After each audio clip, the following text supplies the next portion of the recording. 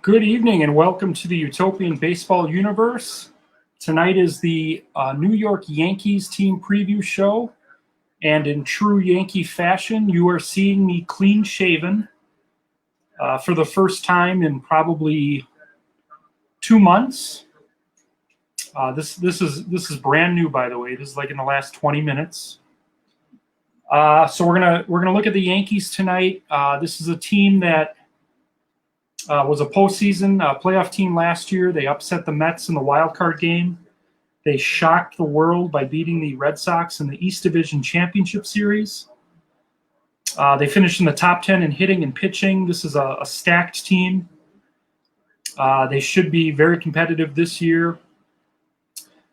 So we're going to look at their opening day lineup. We're going to look at how the starting rotation looks to start the season.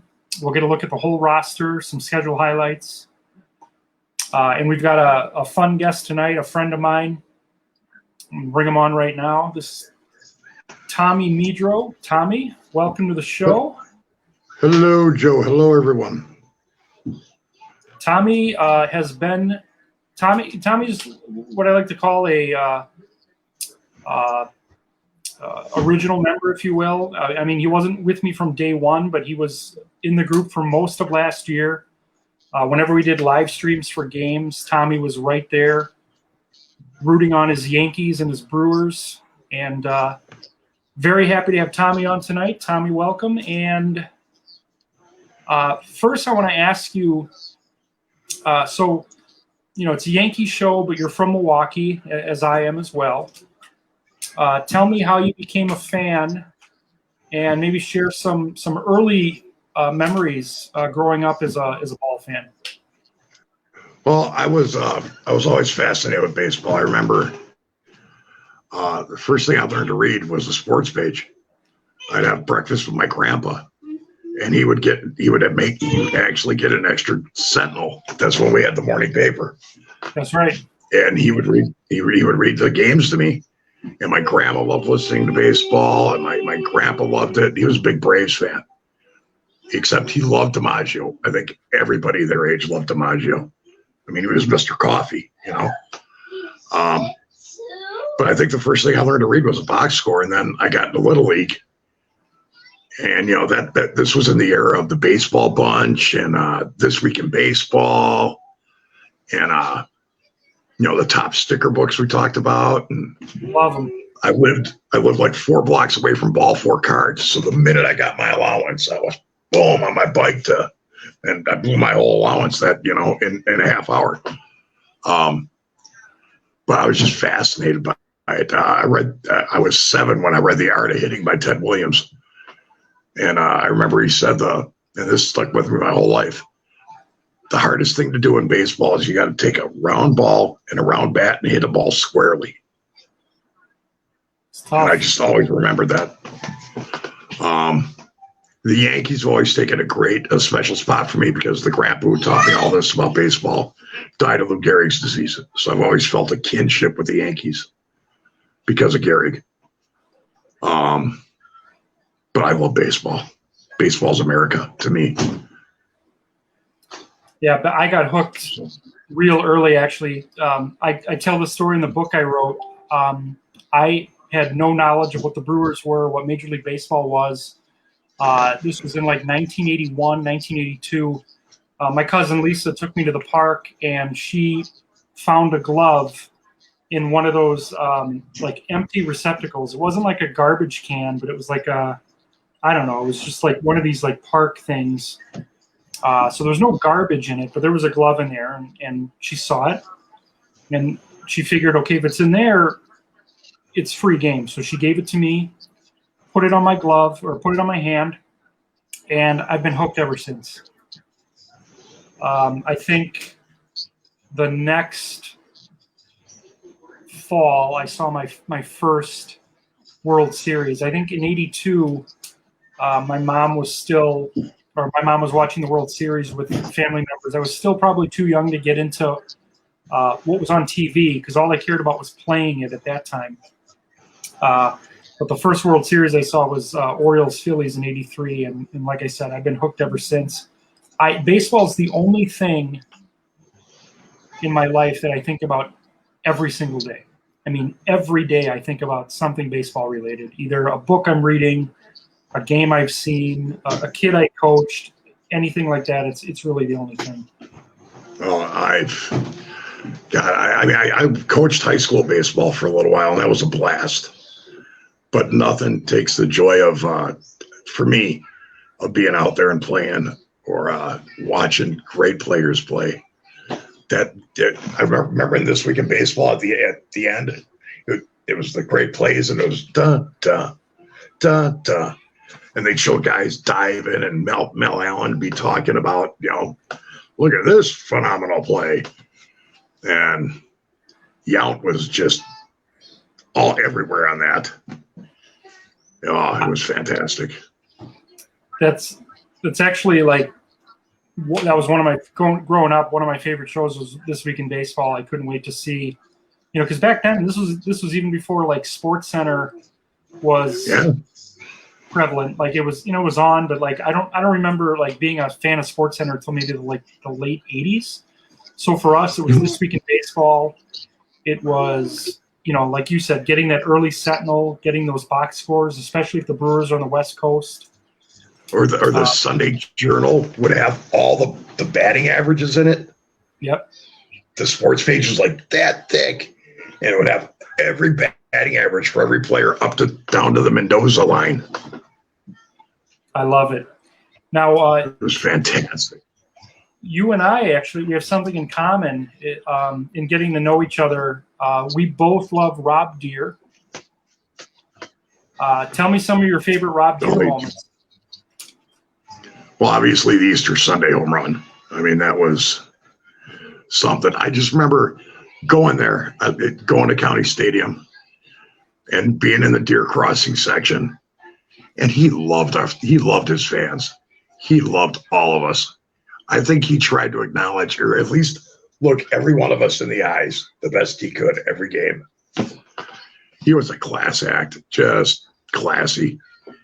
And he looked like he loved playing the game. I think he would have run through a wall to catch a ball. I mean, Robbie Deer was great. Me and one of my best friends, he's a huge Rob Deer fan. And we had a bet for softball because we both wanted the number 4. And I'd always worn number 4 because of Gehrig. But he didn't know that. So he was like, well, I want number 4. You're just trying to wear it because of Favre. I said, all right, I'll tell you what. I'll let you have 4 this year. I'll switch. I'll wear Maris's number this year. But you're going to feel like a real butthead the next time at the end of the season when I tell you why. He's like, oh, okay, fine. So I tell him the reason. He goes, all right, belly up. We're drinking on me. And next year I'm switching to Deer's number. So that was always just a thing with us. He was always Deer then. So he was my best man at my wedding. I was able to get him the certified Easter Sunday home run ball signed by Rob Deer, authenticated and everything. So that was, I shed a tear giving it to him. He shed a tear getting it. And it's Rob Deer, the patron saint of the long ball in Milwaukee. I want to show you something, Tommy. I'm going to show everyone here something real quick. I'll be right back.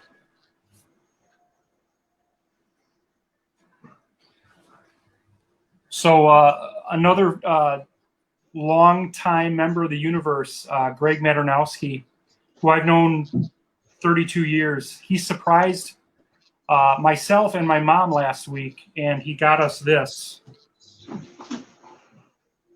See it?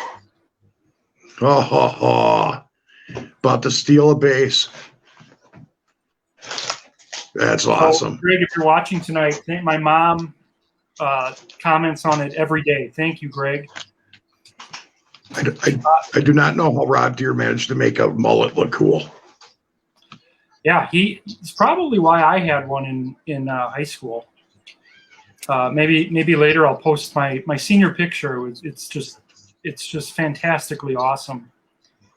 I got a chance actually to meet Rob Deer in the summer of 2014.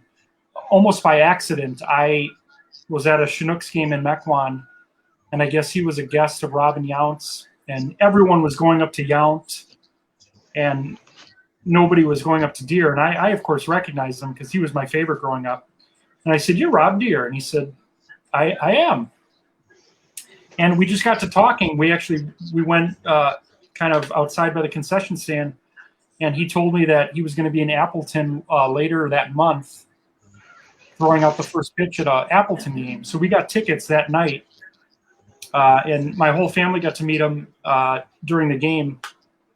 And that was a big thrill. And then we got to be, I guess, friends, through Facebook and texting and stuff. And he asked me and another friend to do a camp for adults. He did some kids camps, but me and a friend got a chance to do an adult camp.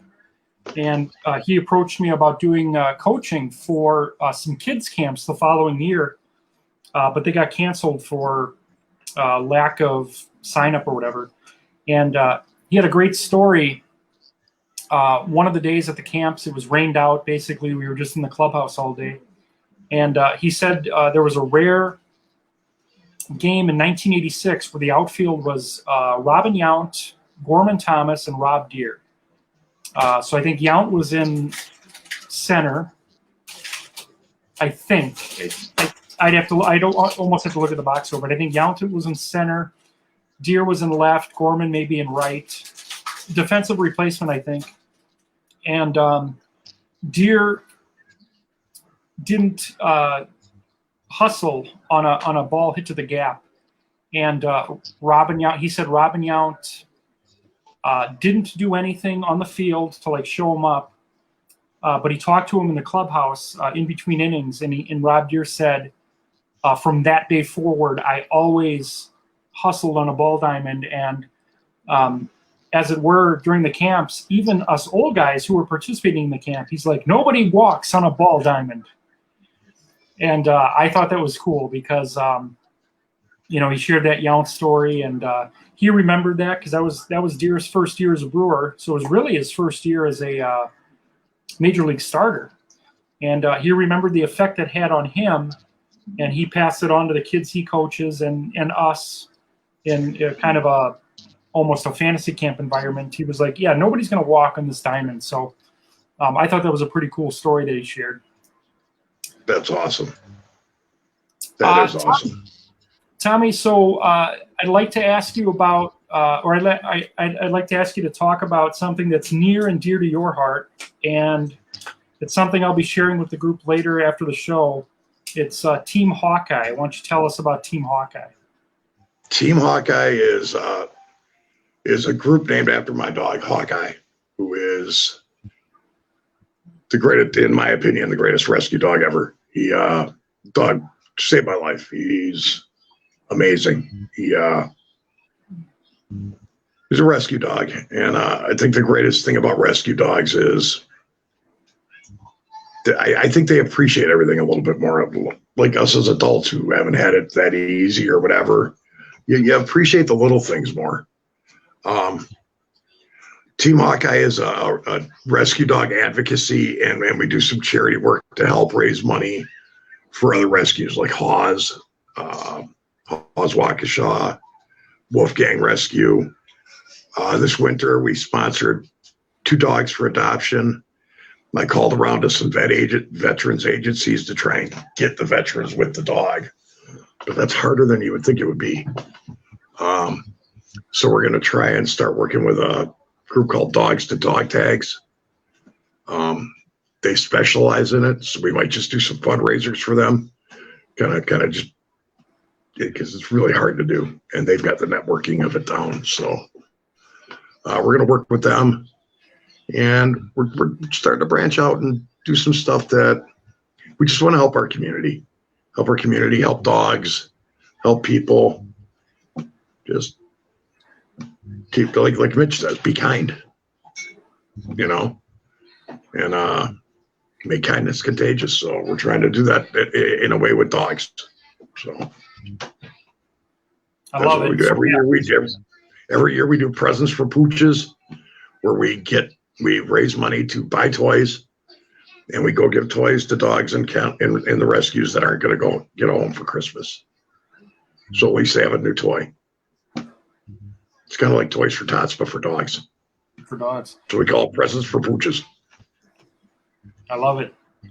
So after the show tonight, I'll share information about that within our group. Again, it's Team Hawkeye. Tommy and Hawkeye actually had their own baseball card in last year's set as a super fans, if you will. So we'll get that up a little bit later tonight. We played in a charity tournament. They would let me run the bases with them. Nice. Was that the card that you or the pick that you sent? Yeah. Was that from the, we're on first base, and he's trying to talk me into stealing. I was like, "Oh, guy, it's slow pitch softball. We can't steal, and you're far too fast." I love it. Let's take a look now at some of the Yankees highlights for their schedule, and you'll be happy for a lot of this, Tommy. We got some big home games coming up. Yankees are going to start their season Friday, March 26th at home against the Houston Astros. And to answer anyone's question watching, the banging of garbage cans will not be allowed in the Utopian Baseball Universe. Nice. On Memorial Day, this will be a special series because on Memorial Day, the Yankees will be at the Expos, and then 2 days later, Major League Baseball and the Utopian Baseball Universe will be honoring and celebrating Lou Gehrig Day. So Gehrig will be on the road, but that's just going to happen. We did that last year with Jackie Robinson Day on the 15th and September 18th, Roberto Clemente Day. Those 3 days will be we'll be celebrating those going forward. So there's going to be times where these players are at home, and there will be times where they'll be on the road, but it'll be a league-wide celebration regardless. Well, those are just three players that, in my opinion, deserve every accolade they get. Yeah. Independence Day, the Yankees hosting the Giants. So we got Ruth versus Mays on July 4th. Doesn't get bigger than that. Yeah, that's America right there. Yeah, that's going to be a fun one. Labor Day, we got Yankees hosting the Red Sox. Anything you want to say to Mitch? Mitch Nellis, this series in the Utopian, I bet you a sandwich, my friend, a lunch sandwich or something, that my Yankees beat your Red Sox in the Utopian League on Labor Day. All right, so we'll try to see if you take the challenge, sir. We'll try to get a reaction from Mitch on that. So essentially, if you guys are watching right now, Tommy is challenging Mitch to a bet on how spreadsheets are shuffled, essentially. I love it. Nothing's more America than that. Maybe at that point I can get the three of us in a room and we can just we can figure out what that result's going to be together. Let's see, Yankees finishing the year at Toronto. Now, as we do every night, we're going to unveil the lineup here. Joe Torre called me earlier today, about 5 o'clock. And this is the lineup. And again, this is the part of the show where my guest is going to critique Joe Torre's decision. I didn't make this lineup. Joe Torre made this lineup. It's hard to critique Torre. Let's take a look here. Joe Torre's got against the Astros on opening day. Leading off, shortstop Derek Jeter. Batting second, left fielder Mickey Mantle. Batting third, right fielder Babe Ruth. Batting fourth, first baseman Lou Gehrig. Batting fifth, center fielder Joe DiMaggio. Batting sixth, catcher Yogi Berra. Batting seventh, third baseman Judy Johnson from the Negro Leagues, Hall of Famer. Batting eighth on opening day will be second baseman Billy Martin with that big home run against the Red Sox in the East Division Championship Series last year. And this year's opening day starter is going to be Ron Guidry. Ron Guidry was the best Yankees pitcher last year, and he's earned the right to to get the ball on opening day. What are your Louisiana thoughts? Lightning. What are your thoughts on this opening day lineup for the Yankees? Is Craig Nettles on the Yankees or the Padres? So we're going to get to the bench here shortly. What I'll do is I'll unveil the bench now. So we got Thurman Munson, Don Mattingly, Greg Nettles, Phil Rizzuto, Aaron Judge, Bernie Williams, and Roger Maris. It's hard for me to see anybody over Greg Nettles at third. Other than that, you're deep when the Mick is your number 2 hitter. Yeah. So the reason, so we took this year all the Major League Hall of Famers and we put them on rosters. As it turned out last year, the Yankees were bottom third in production at that position. So when we brought in, I think there were 3 third basemen. It just looked like a natural fit. Now it doesn't mean that Johnson will play every day, but he is getting the start on opening day versus Houston. Well, I think almost anybody could play on that team because hitting's contagious, and my God, there's a bunch of hitters in that lineup. Ooh. I mean, look at that lineup. Again, Jeter, Mantle, Ruth, Garrett, DiMaggio, Vera, Johnson, Martin, and Guidry. You got Maris and Bernie Williams on the bench. I mean, goodness gracious. And Nettles. Oh. Judge. Yeah, this is crazy. It's a fantastic lineup. And again, some of my favorites mixed in here. Don Mattingly was one of my favorites as a kid. You got to have Thurman Munson on this team. Oh, yeah. Former Mets manager Willie Randolph backing up Billy Martin. Let's look at the starting pitching. Again, an embarrassment of riches here. Ron Guidry on opening day. Lefty Gomez will go on Saturday. Whitey Ford on Sunday. And then the Yankees will start a series with the Texas Rangers. It'll be Mel Stottlemyre, Andy Pettit, and then Guidry again. And then rounding out the staff, David Wells and Red Ruffing will get chances later in the season if need be. And then we've got a really talented bullpen, Mariano Rivera, Greatest closer in history. Dave Righetti, Sparky Lyle, Johnny Murphy, James Paxton, and Dick Tidrow. So this team runs itself. Yeah. So, and I always ask this in every show: is there anyone missing that you would have liked to see for 2021?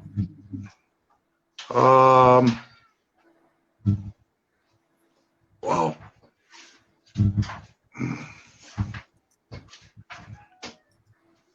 Growing up, I mean,